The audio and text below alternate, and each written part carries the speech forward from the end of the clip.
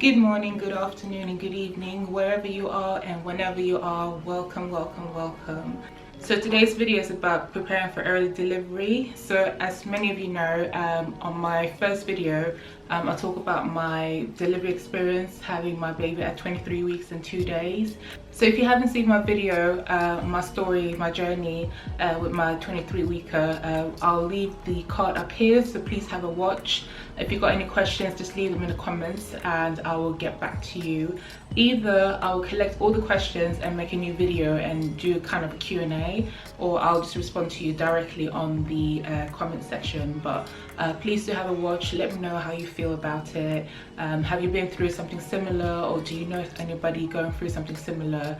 Is this something that you can share with them? So if so, feel free to share the video. The aim of this channel is to build a community where mothers, parents, guardians can come together and give each other tips and talk about the experience.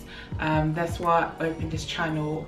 I also got a TikTok, Preemie and Mom, so go check out that and like and subscribe and follow. I do post daily videos on there, like updates on baby's health. So let's get into this video. So today's video I want to talk about preparing for early delivery. As most of you know, I had my baby at 23 weeks and 2 days. Obviously it was not planned to have my baby that early. When I went in, they scanned me and just said that I was 5 centimeters dilated and I had to be admitted straight away. Gave birth a couple of days later. So I said there's a video on my channel, that's the first video, so if you want to follow, have a look and let me know what you think. Just taking a couple of notes, so that's why I've got my notebook here with me, just to make sure that I kind of follow through everything I want to say in this video. So I'm going to keep this video nice and short. As I said, if you've got any questions, leave them in the comment section below and I'll get back to you. What I wish I knew: do a pregnancy bag, make sure I had a doula, research what hospital I want to deliver in. I had not prepared any of these things. Obviously I was still early, I was 23 weeks, but these are some of the things that you can do quite early in the pregnancy. Having gone through this, I would definitely advise get this done as early as possible. I wanted to have a water birth, I wanted to have a doula with me. Unfortunately, I kind of left all that planning late. I was waiting till I get to about 30 weeks to start looking for a doula. But going through what I went through, I would definitely say if you're in around 20 weeks pregnancy, I hope your pregnancy goes well, but you never know. So just to be sure, just make sure that you research what hospital you want to give birth in. So if you wish to have a doula, make sure you contact a doula. Just let them know how far gone you are, do your planning with them. And in case that you do go to early delivery, you have a doula assigned to you and she or he can advise how to go on from there.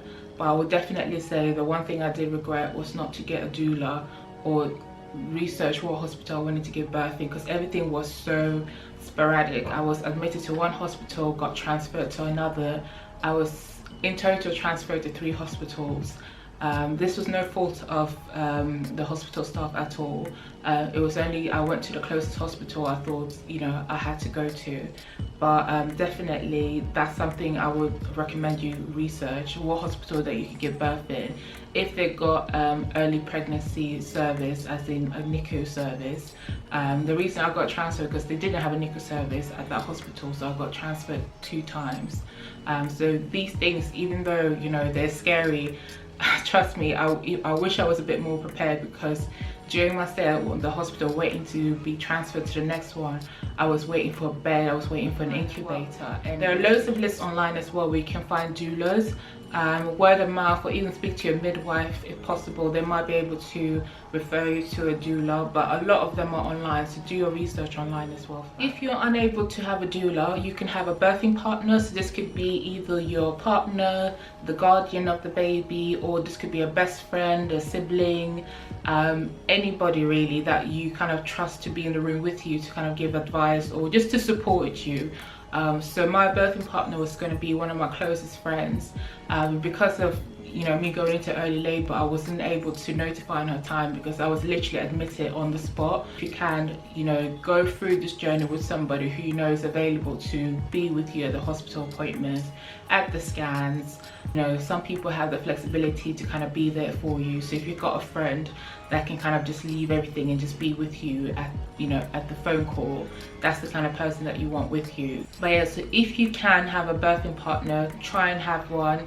Just start the early conversation. It's simple as, hi, you know, me and you are quite close, you know, you're someone I trust and I love, and in case I need to go to labor and my husband, my partner's not around, would you be able to accompany me? And if they say yes, brilliant. Okay, just tell them what your plan is, what hospital that you're likely to be admitted in case something happens. Are you able to call them? If they can't pick up the phone, if they text you, if they see this text message from you, it's quite urgent and they can kind of prioritize you. But obviously this is a conversation that you want to have with this person, because obviously everybody has their own occupation or priorities, you know, outside your friendship. So definitely start the discussion as early as possible. It doesn't hurt, and plus it's just easier for you to be prepared that way. That's definitely advice I wish I had taken. Since I didn't have a doula, I wish I had my birthing partner was kind of informed of what was going on early on, so she could have been there with me. But unfortunately we missed that opportunity. If, like me, you're a full-time worker, make sure that your maternity leave has been planned in advance. I was meant to go off the month before I was actually due, but obviously due to, you know, unforeseen circumstances, my maternity leave started as soon as I got admitted to the hospital, because it was straight after work as well. So I finished work at 5, I went straight to the hospital, and literally my maternity leave started the day after, because obviously I had clocked off for that day. Packing a delivery bag or packing a maternity bag is something I didn't even know was a thing. Obviously that's the bag that you have when you're in the hospital, so maybe diapers for yourself, change of clothes, maybe a robe and some slippers, maybe if you got sleeping pills or just your vitamins, things of that nature. Just pack everything in a bag. I didn't even know about, you know, that thing even existed, so I didn't even pack one. I literally just got there with 1 bar battery and my jacket, my Uggs. That was it. So definitely a maternity or hospital bag is definitely a necessity. I had nothing with me. Fortunately for me, my husband managed to pack the things that I wanted in the hospital when he did meet me after I got admitted. But if you're anything like me, that you got your specific things that you want to have with you, just pack a bag, leave it in the corner.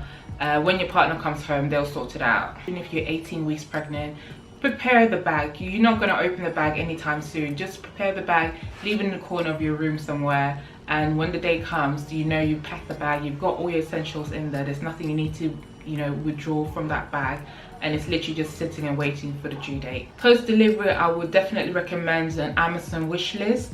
I wasn't able to hold a gender reveal or a baby shower, unfortunately, so what we have to do is create an Amazon wish list. I know for some people this is quite uncomfortable to send people a wish list, although you're not having a party or celebration. A lot of my friends and family knew the situation we were in, and, you know, naturally understood that this is the route that we wanted to take, especially with baby being in an incubator. Just to prepare for home. You know, my mind is not really on shopping at the moment, so, you know, asking people to help out, you know, to get like a little Moses basket, to get some muslin cloths, get us diapers.